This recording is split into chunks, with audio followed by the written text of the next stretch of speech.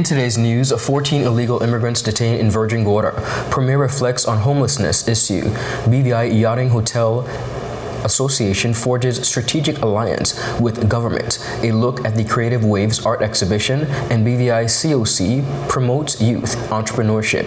In addition, the BVI Under 20 is ready to face Anguilla. We have the details of this and so much more when 284 News returns.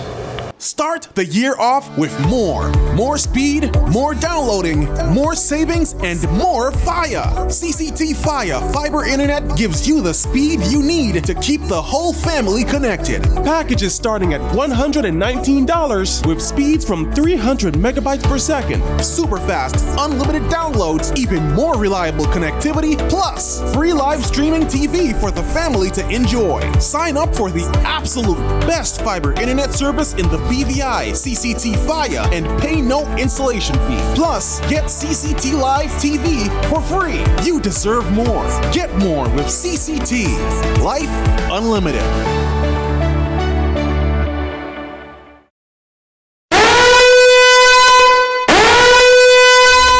Orange alert! Fire is spreading across the BVI. The fastest, most reliable, and affordable fiber internet service is here for you. Look out for fire in these new locations: Slaney, Duff Bottom, Manual Reef, Seacows Bay, Albion, Hannah's, Palestina, Pleasant Valley, and Havers. Fiber is in your area. Call 444-4444 or visit a CCT store to find out more and bring it home. More locations coming soon.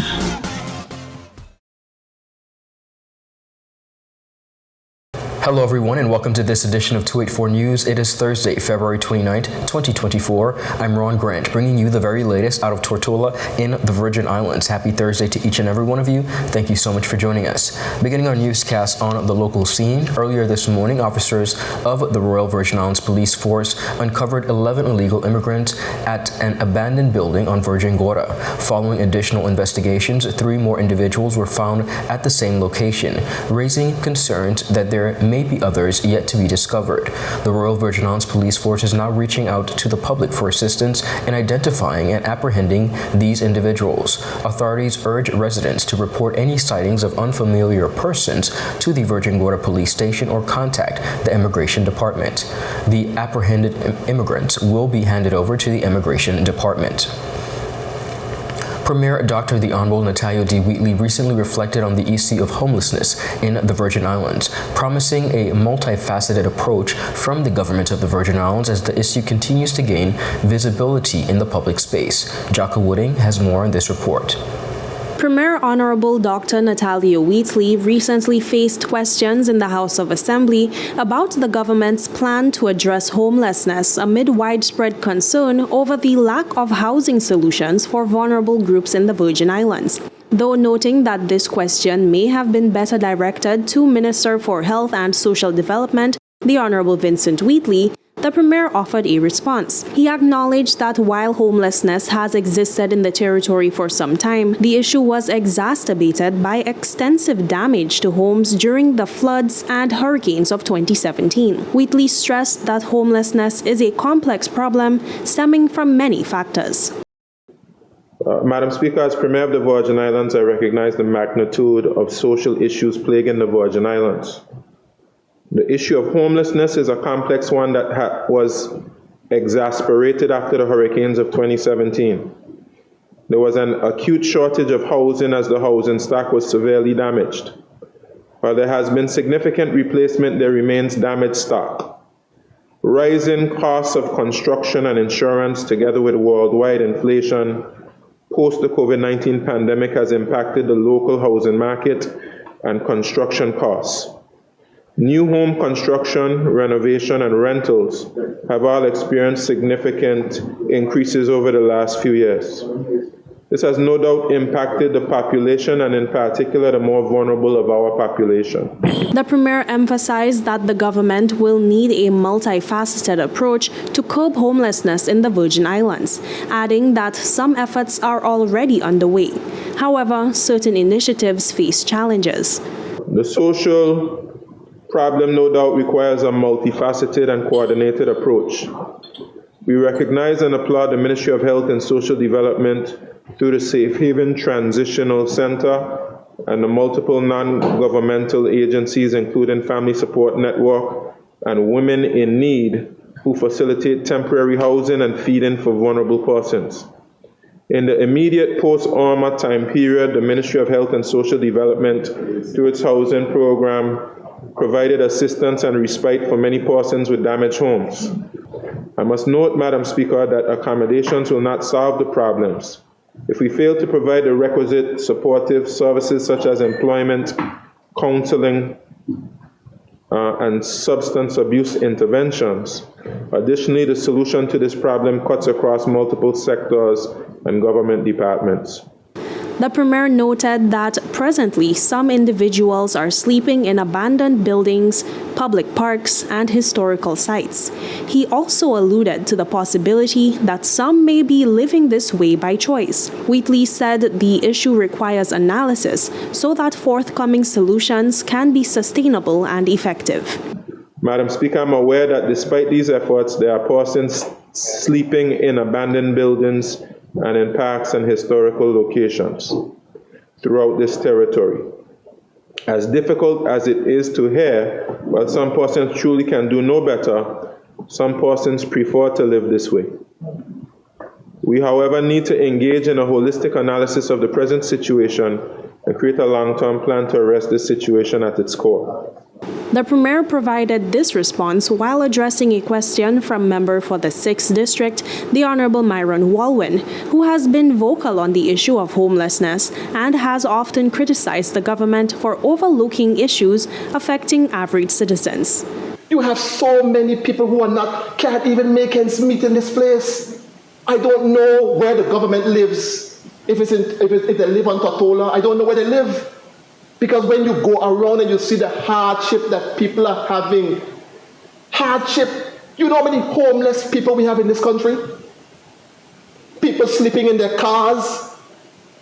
The minister will tell you for health. I'm sure you get a lot of complaints about people telling you, don't move my derelict vehicle because that is where I live. That is the reality of the BVI. You have potholes all over the country. Everywhere. When I go back to District 6 now, True Puzzle full of pothole, Bargers Bay full of pothole, Bellevue full of potholes. People can't get water to bathe their skins. I had people in my district who had to run their own pipes just to try to attract some water to their houses. That is the state of the BVI. Recent incidents, including one involving a man found to be residing at the festival grounds, have also contributed to increased public visibility of the issue of homelessness. Jacques Wooding, 284 News. Demonstrating their shared resolve to advancing the BVI's tourism product, the BVI Yachting, Hotel and Tourism Association and the Premier of the Virgin Islands, Dr. the Honorable Natalia D. Wheatley, engaged in an exciting dialogue on Thursday, February 22nd. The newly formed British Virgin Islands Yachting, Hotel and Tourism Association engaged in discussions with Premier Dr. the Honorable Natalia D. Wheatley and other government officials, marking a significant milestone in their efforts to strengthen the tourism industry. The meeting, attended by the Premier and accompanied by Mr. Joseph Smith Abbott, Permanent Secretary within the Ministry of Tourism, Culture and Sustainable Development, highlighted the commitment of both the government and the association to cultivate partnerships for an invigorated and resilient tourism sector. Key members of the association's interim board of directors, including Chairman Mr. Clyde Letsom and Executive Director Mrs. Sharon Flax Brutus, represented the association and engaged in fruitful discussions. Discussions included the establishment of the new Ministry of Tourism, opportunities for long-term collaboration, a national strategic tourism plan, the BVI's competitive positioning within the region, and concerns related to the crime impacting the tourism sector. The Premier expressed satisfaction with the meeting's outcome and pledged ongoing support for the organizations like the BVI Yachting, Hotel and Tourism Association, emphasizing collaboration to enhance the industry's defining products, experiences, and commercial environment. Chairman of the association, Mr. Clyde Letsom, expressed gratitude for the Premier's commitment to the tourism industry, acknowledging his support for the association. Viewers, up next we have more on the the local scene. We'll be right back after a quick commercial break. Yep, that's me. You're probably wondering how I got here. My name is Kamal Haynes. Most of you know me from 284 News, but now you get to see me in a different light on my very own show called Health is Wealth. We have Joel Turnbull. I don't want you to arch your back when you're pulling down. Milton McLean. First of all, right, your footwork. Steve Augustine. You did a pretty hard workout today, so perhaps... And as you can see, it's actually... Alonzo Boynes. Taekwondo. Adam Murrows. I'll speak as if you're an absolute beginner. I am an absolute beginner. You are an absolute beginner. And Seth Brame. It bites. It will bite. Get your water, get your fruits and veggies, and experience a wealth of knowledge about getting healthy.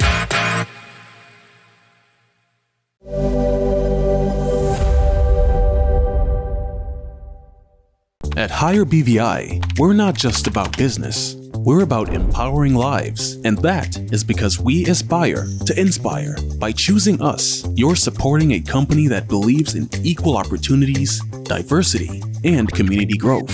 Our mission goes beyond profit. It's about providing HR solutions, fostering talent, and leaving a positive impact. Join us in building a better future, a better BVI. Choose Higher BVI, where your support isn't just a transaction, it's a transformation. Together, we're changing lives in these beautiful Virgin Islands. Welcome back, viewers, and thank you so much for sticking with us. 284 Media's Jocko Wooding recently paid a visit to the H. Lavity Style Community College to capture the Creative Waves art exhibition. She filed this report. Hey 284, I'm Jocko Wooding coming to you from the main campus of the H. Lavity Stout Community College in Paraquita Bay, Tortola. Now, something special is going on here right now, and of course, we had to bring down the cameras to share it with you. Throughout the month of February, Creative Waves BVI has taken center stage, and one of their activities was the art exhibition, completely free to the public and visitors to the BVI to witness some of the crafts of local craftspeople and artists. Now, that included the main building of the H. Lavity Stout Community College being transformed into an art gallery. So we're bringing you all the amazing pieces right now.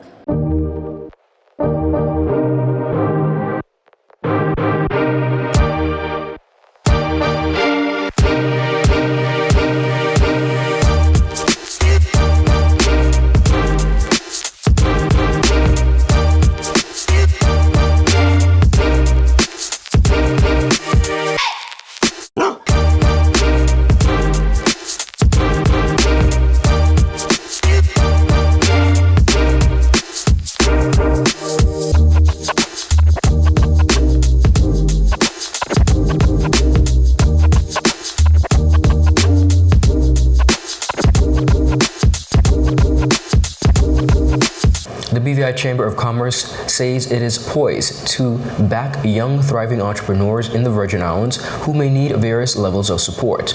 Ms. Laurely Mercer, events coordinator, was at the time speaking during an interview with 284 Media, where she addressed the number of young, bustling professionals within the Virgin Islands who are seeking to meet the needs of the economy through entrepreneurship. The Global Entrepreneurship Week is celebrated around the second week of November annually, and this is globally across the globe. So all countries on a local and regional levels, they have some semblance of activities that either celebrate or support entrepreneurs. So from startups to new innovative ideas that are coming out, and even existing businesses. A lot of times when we hear about supporting entrepreneurship, we think about the new, those that have just started, but there are people in the space sometimes that get overlooked, or they're not in a situation to have enough press around them, and they do have good offerings and they do have good ideas. So we're looking at, on a local level, how best do we celebrate? And the theme for our trade expo is celebrating the entrepreneurial spirit, and we're continuing in that vein. And it's so interesting because the whole premise behind Global Entrepreneurship Week is about celebrating and supporting entrepreneurs and businesses on that local scale. Additionally, Mercer spoke about the Global Entrepreneurship Initiative in November, which will seek to promote entrepreneurship territory-wide. Very, very adamant about supporting young entrepreneurs, not just because entrepreneurs they're not regular business people. They're persons in a space who see a problem and they utilize business to solve that problem. Anybody can open a business. It doesn't necessarily make you an entrepreneur. So we tend to use that word interchangeably when they're kind of two different things. It's a whole different creature, an entrepreneur. And we have a lot of young entrepreneurs budding coming up. And one thing with the Trade Expo this year, we're looking to have a lot of, as much as we can, young persons under the age of 18. So we do have a special pricing for persons, for young entrepreneurs. They can't hold a trade license yet, but they're out here and they're in the space.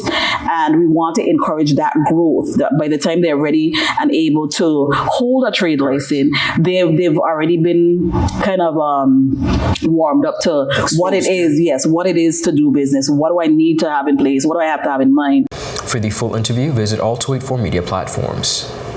Viewers, up next, we have more on the local scene. We'll be right back after a quick commercial break. Yo, everything good there? Aye. This thing got me one way that day. What do you mean? Ever since I hook up with this thing, I can't eat, I can't sleep. This is the first thing I touch it when I reach home. What do you really? Hey, this ain't like you, know? Dad, this thing got me staying home, keeping out of trouble me. Wow. What's your name is? Shit. I talk about my CCT life.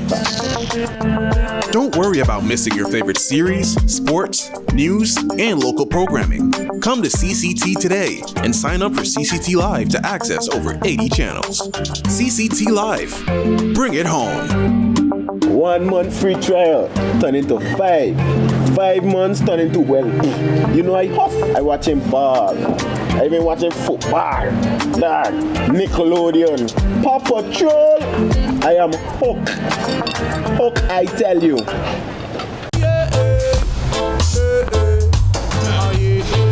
Father Jesus, that line you long like church service. Alright, do enjoy the rest of the day. Next customer line, please. Wait, hold on a second. Yes, Sonny boy, come, yes, Sonny. Good morning. Good morning, Sonny boy. Hold on there. You must stop cut front of people. It's okay, I'll take care of it. What? No man to take care of me. How may I assist you? Yes. You want top of power? You want top of power? Join the prepaid party with CCT and enjoy more affordable data plans, more top-up promotions, more savings with hero bundles, and more value for your money each and every Tuesday with Top Up Turn Up Tuesday. Visit a CCT store today or anywhere CCT Top Up is sold and top up your phone. 5, 10, 15, 20, 25, 30. You want top of power? Viewers, welcome back and thank you so much for sticking with us. The British Virgin Islands under-20 football team is presently facing Anguilla in their final game of the season, of course, and gearing up for the CONCACAF Under-20 Championships Qualifier Tournament. Our Kamal Haynes has more on this report. The British Virgin Islands national football team is riding high on a wave of confidence as they prepare to take on Anguilla following a thrilling 4-3 victory over Belize. The win served as a significant rebound for the team after facing initial setbacks against host Nicaragua and Cuba in the CONCACAF Under-20 Championship Qualifier Tournament. Ahead of the game, 284 Media spoke to several members of the team who played a key role in the victory over Belize.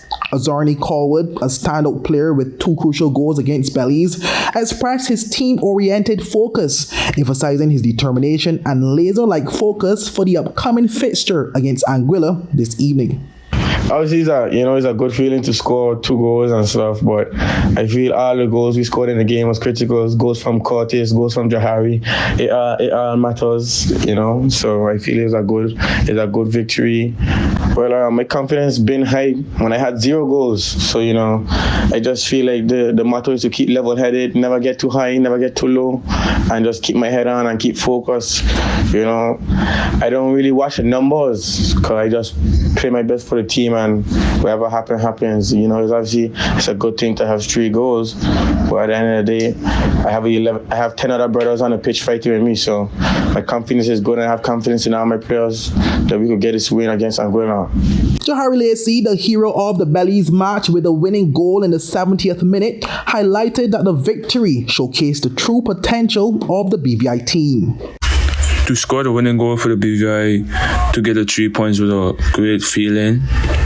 Not only for me, but for the team, because that showed us that we can play good ball against bigger teams, higher ranking teams than us. The team's captain, Jaden Abrams, shared insights into the positive environment within the dressing room, stating that the squad is in high spirits and well motivated as they approach the final match. I feel the team is in good spirits going into the next match versus Anguilla. With the team getting a tough loss versus Cuba, which are the number 10th ranked team in CONCACAF, and us being the 31st rank in CONCACAF, I feel the team and the country of BVI should be proud of that result. Also getting a win versus Baileys, who are ranked higher than us, with Azani scoring 2 goals, Jahari scoring 1, and also a goal from Curtis. I feel that is a big momentum booster going into our last match versus Anguilla. Head coach Clinton Tiny Percival provided a recap of the tournament, grading the team's overall performance as good. He commended the squad's growth and learning from each game, emphasizing the valuable lessons gained. The tournament so far has been a really good experience for both players and coaches. Our first game, the result was not really good in terms of scoreline, but I think the players gained a lot of experience and they really held their own. When we went against Cuba in the second game, I can see the players are putting in what they have learned from the first game, and they really left everything out on the field to play against Cuba. The result once again was not in our favor, but we know the players were really getting stronger and gaining more experience to play game by game. So we asked them to keep their heads up and continue to work hard and continue to trust the process. And in the third game against Belize, we saw the players coming out and really giving their best. And I must say, I am really proud of the players because they stand the ground and they did what they had to do.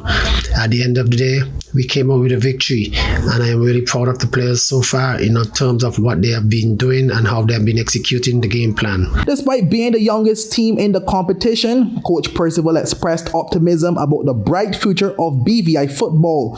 Looking ahead of the match against Anguilla, Coach Percival stressed that while the team has showcased significant progress, their job is not complete until the final whistle. Now we have the next game against Anguilla, and we're just asking the players to stay level-headed, do not get over about themselves yet, and know that when they go out on the field of play, it's 11 against 11, and only the team that really wanted it most and execute the plan in a positive way will probably come out in the winner. So I'm going to say so far the tournament has been really good for us, and I'm just looking forward to the next game. Now for me, knowing that our team has been the youngest team in the entire tournament because we are playing 06 players while most of the other teams are playing 05 players. So for me the takeaway is that we have a positive thing going forward, and the continuity of the team will be there for at least the next 2 years.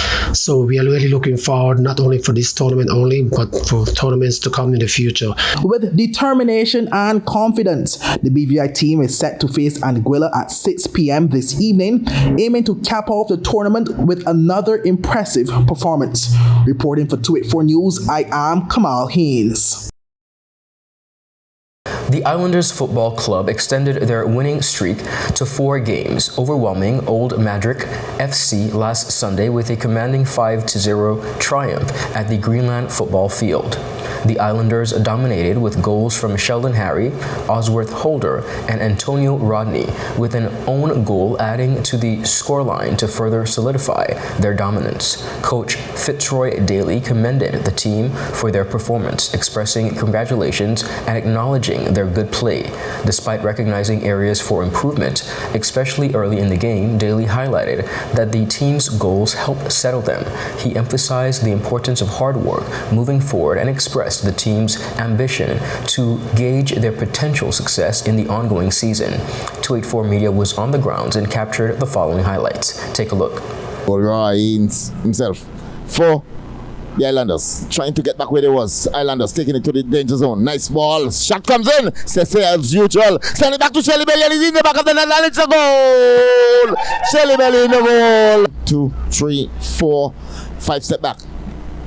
Sese couches over, he go across. Sese, oh my goodness. Send a long ball down, trying to find his player, do so nicely. As he take it down nicely, number 8 turns. Send it inside, oh my goodness, it's a goal, trouble! Sheldon is in, it's a goal! Minutes. As the beat goes on, ball back across. Let's see who is there in the end of it. This one is in the back of the net as he hang in the air. Good. The victory secured 3 crucial points for the Islanders, bringing their total to 23 from 11 games. They currently stand just 1 point behind second-place Wolves FC, who have a game in hand. The league leaders, Virgin Gorda UTD, maintain their top spot with some 28 points. In the league clash, also on Sunday, Sugar Boys FC, currently in 4th place with 17 points, faced off against Panthers FC in a match that ended at a 1-1 draw. Loic Simon put the Panthers ahead just before halftime, and Sugar Boys captain Dural Redhead leveled the game in the 60th minute. Redhead, reflecting on the draw, expressed that while it wasn't the desired result, both teams had opportunities to secure a win, and he was content with earning a point. Meanwhile, Stanley Francis, the managing coach of the Panthers, saw the draw as a positive development, highlighting the team's notably improved overall fitness. Games continue this weekend at the Greenland Field, with Islanders taking on Panthers on Saturday at 8:30 p.m., followed by Sunday's doubleheader, which consists of Positive FC versus One Love at 6 p.m., then Rebels FC up against Sugar Boys FC at 8 p.m. The Caribbean Climate Outlook Forum, based in Barbados, has issued its latest forecast, predicting a crucial shift in weather patterns for the region. The Pacific's El Niño event, characterized by warmer surface water temperature, is expected to weaken, leading to significant changes in the Caribbean climate. As a result, the region is expected to experience a warmer than usual dry season, with the possibility of recurrent heat waves reaching record temperatures starting as early as April. While some areas may see increased rainfall, drought conditions are expected to persist and possibly worsen in certain areas. March is expected to witness high evaporation rates and increase in the frequency of short dry spells, potentially exaggerating existing droughts and raising wildfire concerns in the far northwest and southwest regions. Now, from April to May, BVICoC forecasts a sharp rise in rainfall intensity and frequency, rising concerns about potential flooding, flash floods, and cascading hazards across most territories. As of February 1st, 2024, several Caribbean territories were already experiencing long-term drought conditions. These include Antigua, Dominica, Guadeloupe, Martinique, St. Kitts, Suriname, parts of Belize, Cuba, Guyana, Haiti, Trinidad and Tobago, and the Windward Islands. The forecast predicts that by the end of May, additional areas may face evolving or persistent drought, including southwest Belize, Grand Cayman, parts of Guyana, southwest Puerto Rico, and northern Suriname. Additionally, drought conditions might develop or continue in other areas. Viewers, that is it for today's news roundup. Be sure to follow us for your daily news updates at 284 Media and 284 BVI on Instagram and Twitter. I'm Ron Grant. Do have a safe and enjoyable evening, and happy Thursdays wish to each and every one of you. Goodbye.